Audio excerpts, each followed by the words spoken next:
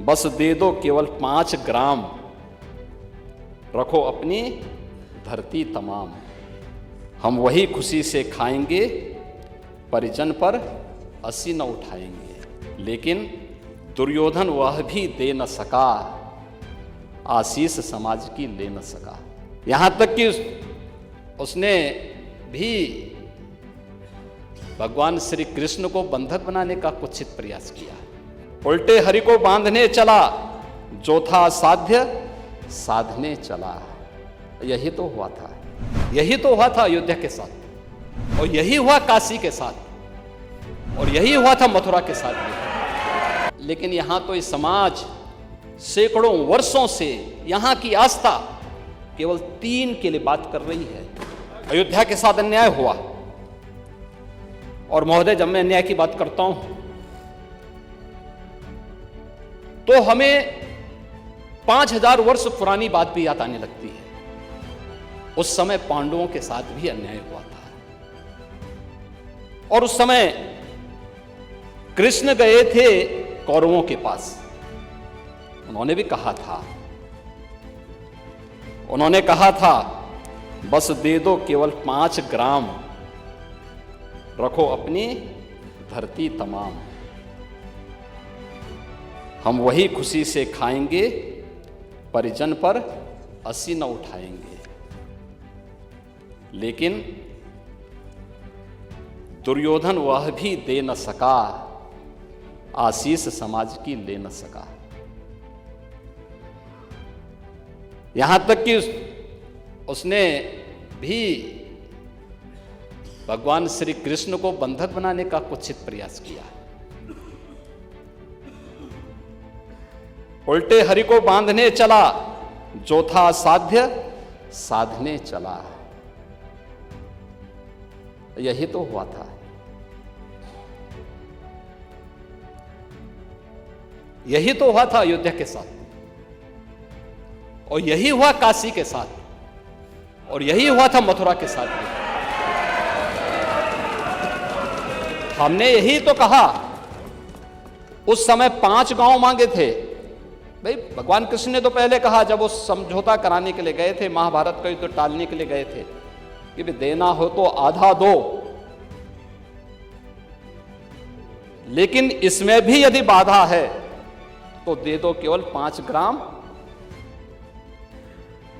लेकिन वो 5 गांव, लेकिन यहां तो इस समाज सैकड़ों वर्षों से यहां की आस्था केवल 3 के लिए बात कर रही है, 3 के लिए।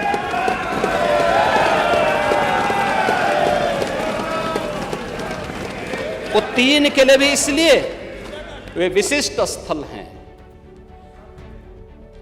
वे सामान्य नहीं हैं। ईश्वर की अवतरण की धरती है,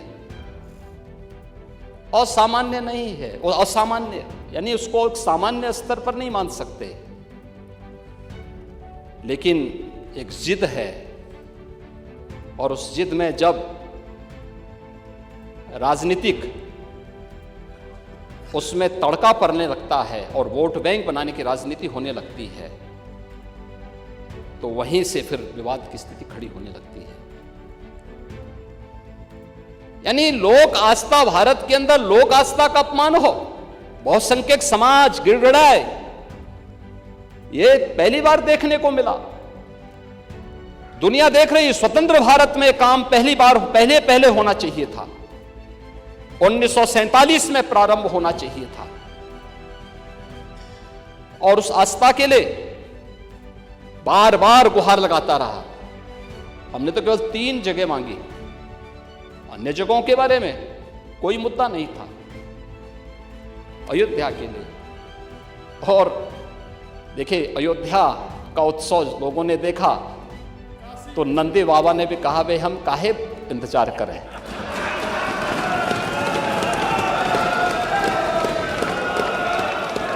उन्होंने भी इंतजार किए बगैर रात्रि में बैरिकेड तोड़वा डाले। और हमारे कृष्ण कन्हैया कहां मानने वाले हैं।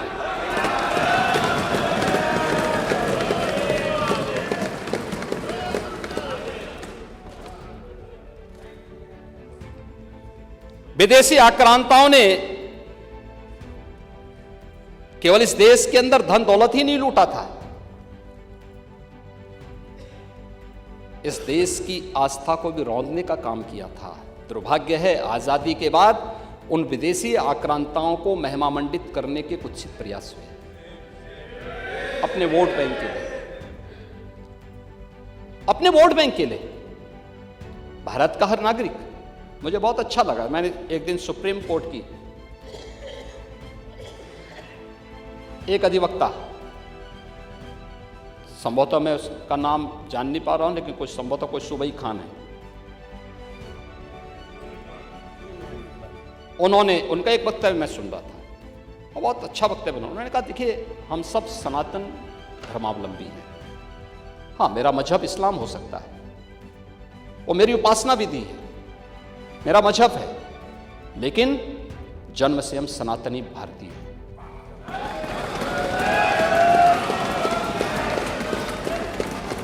ये बोलने में संकोच क्या,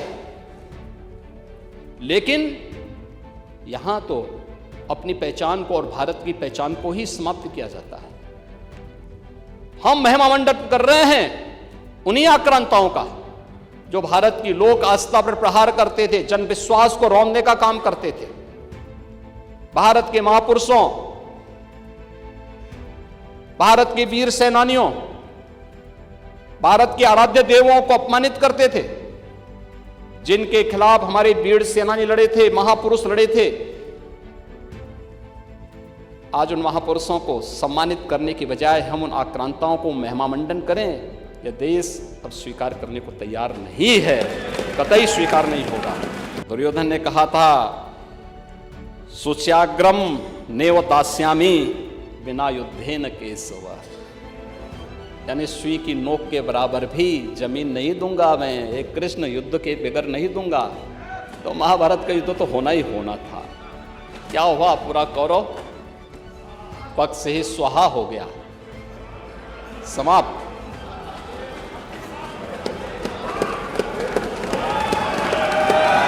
और याद करना,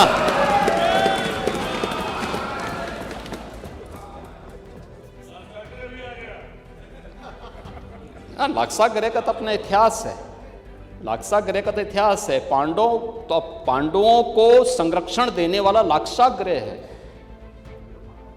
वहां के सारे प्रमाण इस बात को प्रदर्शित करते हैं और न्यायालय के इस फैसले का सम्मान होना चाहिए। महोदय, आज सदियों की प्रतीक्षा अयोध्या में दूर हुई। आज अयोध्या में इंटरनेशनल एयरपोर्ट है।